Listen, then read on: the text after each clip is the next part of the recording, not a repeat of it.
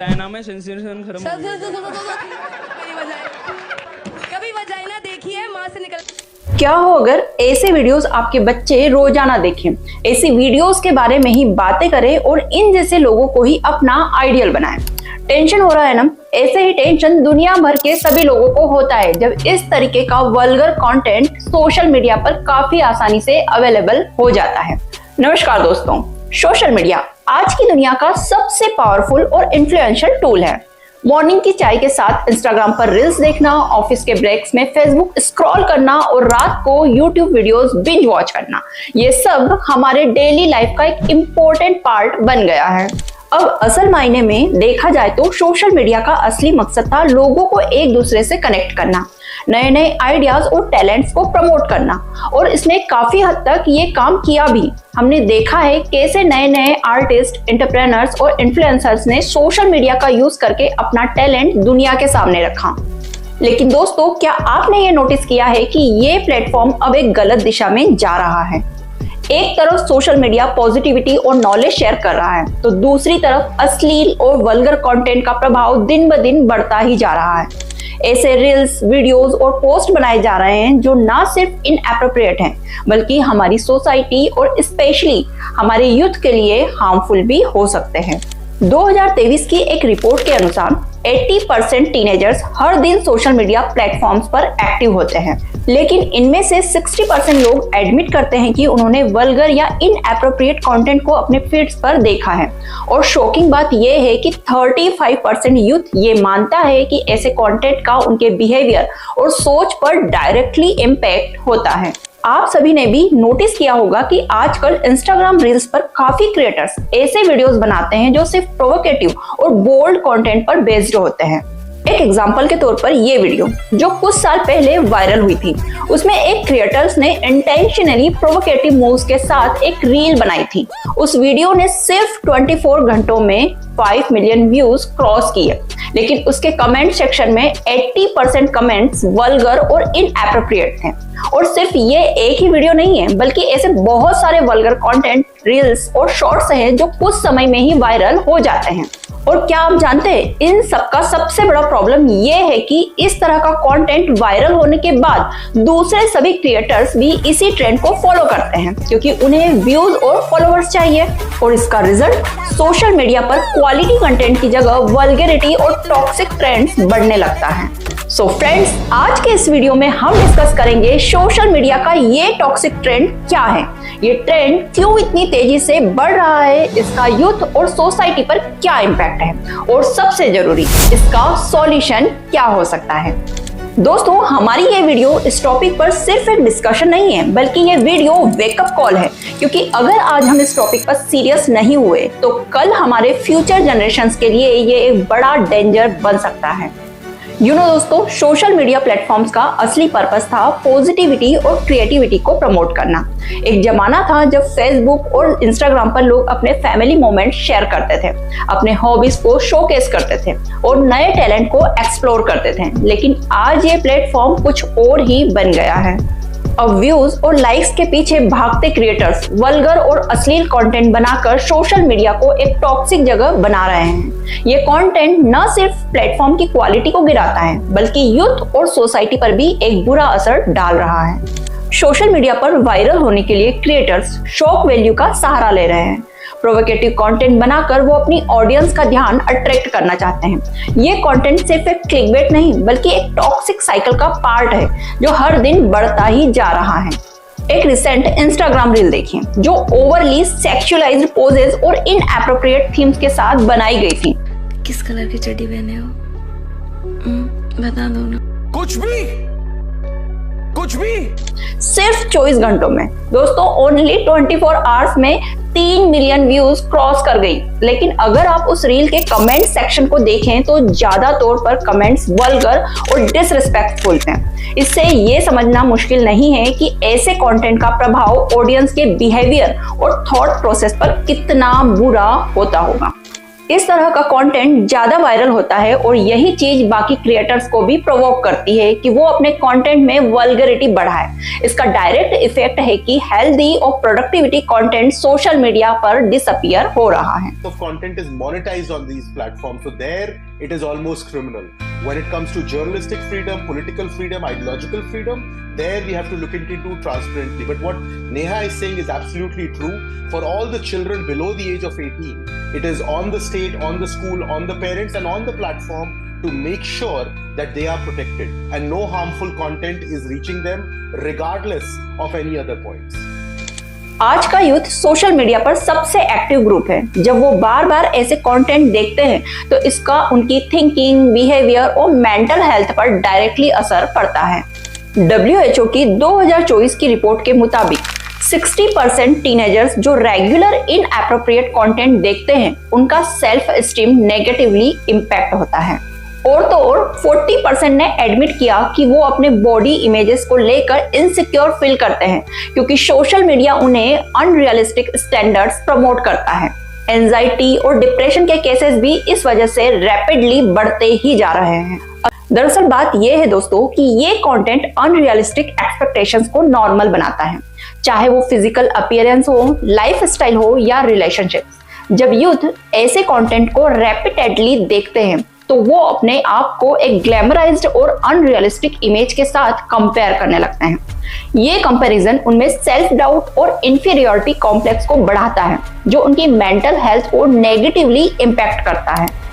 एक civilised society के लिए एथिक्स और मॉरलिटी सबसे जरूरी पिलर्स होते हैं, लेकिन जब वल्गर और प्रोवोकेटिव कंटेंट को ओपनली प्रमोट किया जाता है तो वो सोसाइटी की कल्चरल वैल्यूज को डायरेक्टली इम्पैक्ट करता है।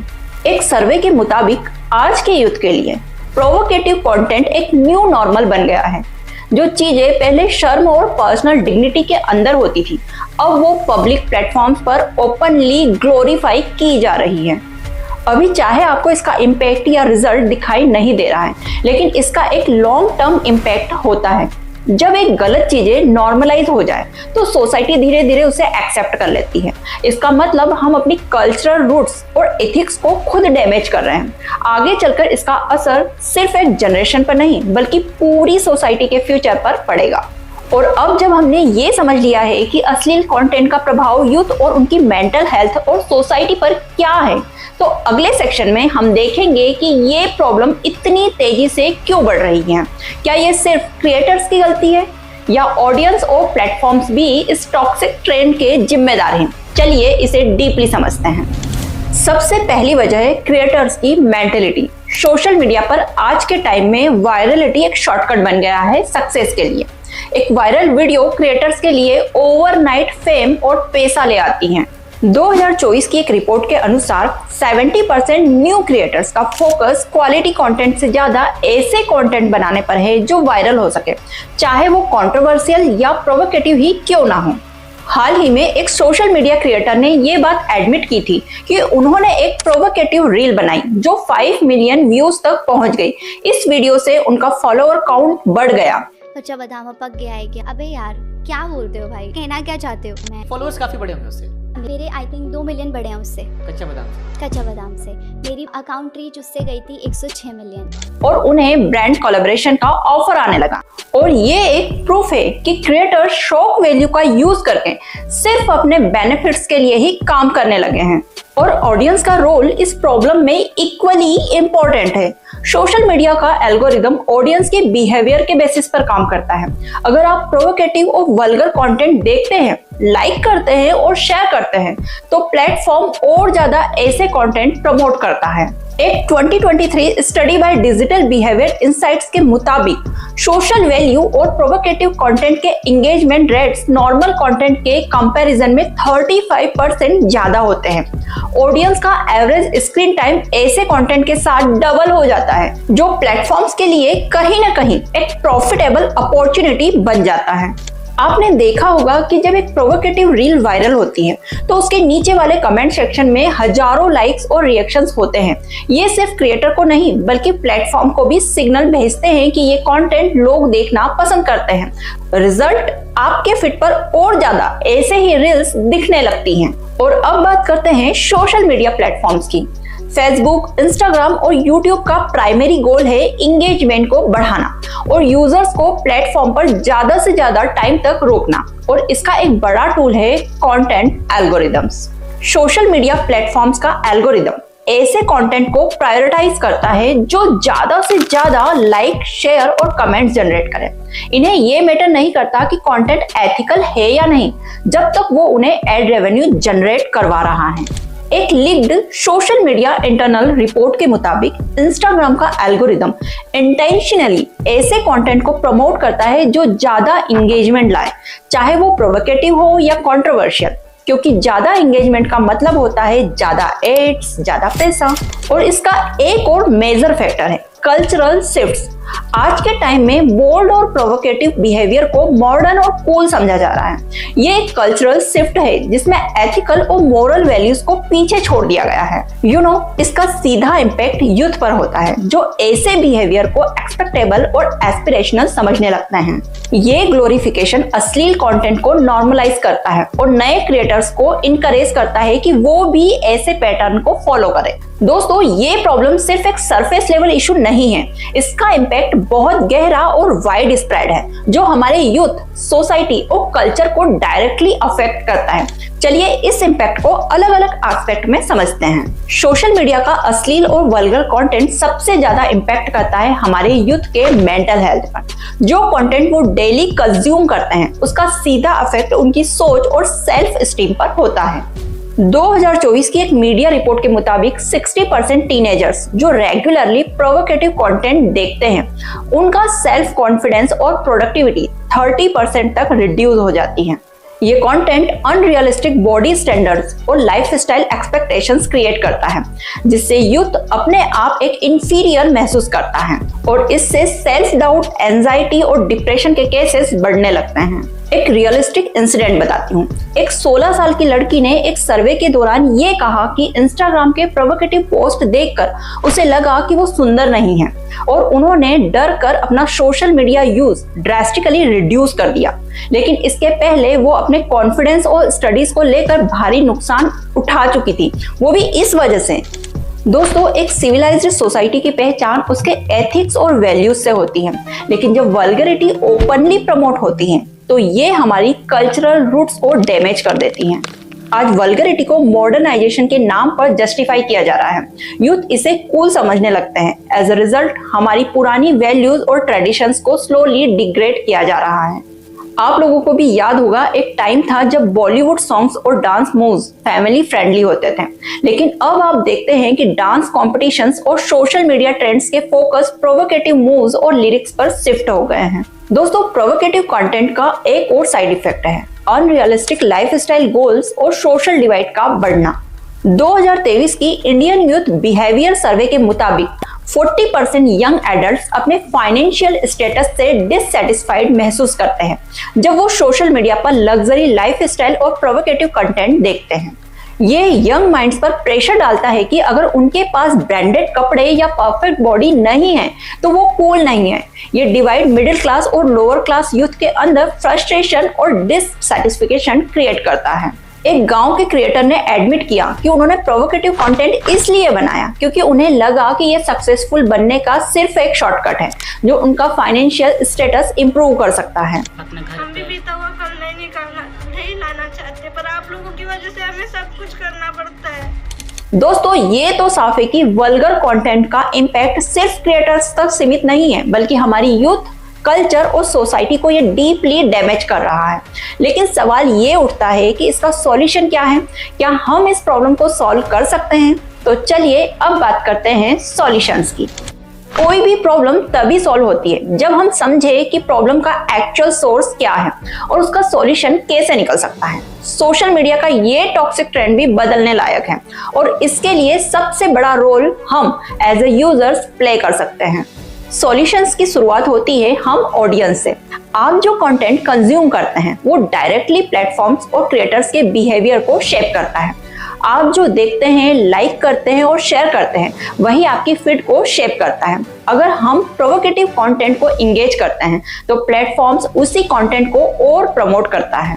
अगर हम ही प्रोवोकेटिव कंटेंट को अवॉइड करें और रिपोर्ट करें तो एल्गोरिदम्स ऐसे कंटेंट को प्रमोट करना बंद कर देगा। आपके एक लाइक और शेयर का मतलब होता है और ज्यादा विजिबिलिटी और रीच उस कंटेंट को मिलना। एक वायरल कैंपेन हुआ था जिसमें यूजर्स ने कलेक्टिवली 10,000 वल्गर अकाउंट्स को रिपोर्ट किया। उसका रिजल्ट ये था कि इंस्टाग्राम ने उन्हें बैन कर दिया। इमेजिन अगर हम सब ऐसे रिस्पॉन्सिबल हो जाए तो क्या इम्पैक्ट होगा। पेरेंट्स को अपने बच्चों के साथ ओपन डिस्कशंस करने चाहिए और उन्हें सिखाना चाहिए कि पॉजिटिव और नेगेटिव कंटेंट कैसे आइडेंटिफाई करें। टीचर्स को स्कूल में वर्कशॉप्स और सेमिनार ऑर्गेनाइज करवाने चाहिए जो रिस्पॉन्सिबल डिजिटल यूजेज सिखाए। यूनिसेफ की 2023 की रिपोर्ट के हिसाब से जहां पेरेंट्स अपने बच्चों के साथ रेगुलरली ऑनलाइन सेफ्टी डिस्कस करते हैं, वहां यूथ का डिजिटल बिहेवियर 50% ज्यादा रिस्पॉन्सिबल होता है। सोशल मीडिया प्लेटफॉर्म्स को इस प्रॉब्लम को एड्रेस करना होगा। एल्गोरिदम्स को इस तरह से डिजाइन करना चाहिए कि अनएथिकल और वल्गर कंटेंट को ऑटोमेटिकली फ्लैग किया जा सके। सोशल मीडिया प्लेटफॉर्म्स को ऐसे क्रिएटर्स के अगेंस्ट स्ट्रिक्ट एक्शन लेना होगा जो इंटेंशनली प्रोवोकेटिव और हार्मफुल कंटेंट बनाते हैं। मोनेटाइजेशन बैन करना, अकाउंट बैन करना, ये सब जरूरी एक्शंस हैं। डू यू नो, टिकटॉक ने 2024 में एक ग्लोबल पॉलिसी इंप्लीमेंट की जिसमें प्रोवोकेटिव कंटेंट बनाने वाले क्रिएटर्स की मोनेटाइजेशन बैन कर दी गई थी। इस पॉलिसी का रिजल्ट था कि पॉजिटिव और क्वालिटी कंटेंट ऑटोमेटिकली प्रमोट होने लगा। हमें एक्टिवली उन क्रिएटर्स का सपोर्ट करना चाहिए जो इंफॉर्मेटिव, एजुकेशनल और पॉजिटिव कंटेंट बनाते हैं। अगर हम पॉजिटिव कंटेंट को लाइक और शेयर करें तो एल्गोरिदम उसी को प्रमोट करेगा। इससे प्लेटफॉर्म्स पर एक पॉजिटिव और सेफ एनवायरनमेंट क्रिएट होगा। दोस्तों, कई ऐसे एजुकेशनल क्रिएटर्स हैं जो सोशल इश्यूज पर वीडियोस बनाते हैं। उनका अकाउंट 1 मिलियन फॉलोअर्स तक पहुंच चुका है क्योंकि उनके व्यूअर्स ने उन्हें कंसिस्टेंटली सपोर्ट किया। दोस्तों, सोशल मीडिया एक पावरफुल टूल है, लेकिन इसका इम्पैक्ट पॉजिटिव होगा या नेगेटिव ये हमारे यूजर्स पर डिपेंड करता है। अगर हम मिलकर रिस्पॉन्सिबल बन जाए तो इस टॉक्सिक कल्चर को बदलने के लिए दिक्कत नहीं होगी। तो चलिए आज से एक नई शुरुआत करें। बी अ रिस्पॉन्सिबल यूजर और एक हेल्दियर डिजिटल वर्ल्ड क्रिएट करने का हिस्सा बने। दोस्तों, सोशल मीडिया पर गलत कंटेंट का प्रभाव और इस इशू की गहराई को समझना आज के टाइम में बहुत जरूरी था। अगर हम सब मिलकर इस टॉक्सिक ट्रेंड के खिलाफ एक आवाज उठाने की कोशिश करें तो एक पॉजिटिव और सेफ ऑनलाइन एनवायरनमेंट जरूर क्रिएट कर सकते हैं। इसीलिए अगर आपको लगता है कि ये वीडियो एक मीनिंगफुल मैसेज डिलीवर करता है तो इसे अपने दोस्तों और फैमिली के साथ जरूर शेयर करें ताकि और लोग इस प्रॉब्लम को समझे, सीखें और एक चेंज का हिस्सा बन सके। अपने विचार हमें नीचे कमेंट में जरूर बताइए। क्या आपको लगता है कि सोशल मीडिया पर अश्लील कंटेंट के खिलाफ हम सब मिलकर कुछ कर सकते हैं? आपका फीडबैक और ओपिनियन हमारे लिए बहुत जरूरी है। चैनल को सब्सक्राइब करना ना भूलें ताकि आपको ऐसे ही इम्पैक्टफुल और इन्फॉर्मेटिव वीडियोस रेगुलरली मिलते रहें। एक साथ मिलकर हम एक बेटर डिजिटल स्पेस क्रिएट कर सकते हैं और आपका सपोर्ट ही हमारी स्ट्रेंथ है। धन्यवाद।